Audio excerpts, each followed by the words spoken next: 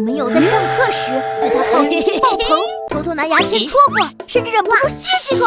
中性比里的神秘液体到底是啥？它叫做随豆秘方剂。我可是中性比墨水的守护神，它能防止墨水倒流和蒸发，还能防冲击。怎么转怎么摔都不会漏墨。最厉害的是，它还可以跟随墨水移动，时刻保护它。不会有毒吧？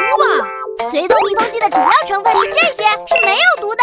那我尝尝啥味儿？但它毕竟是化学制品，没做过食品安全检测，而且有的人肠胃比较脆弱，吃了可能会不舒服，不能吃啊！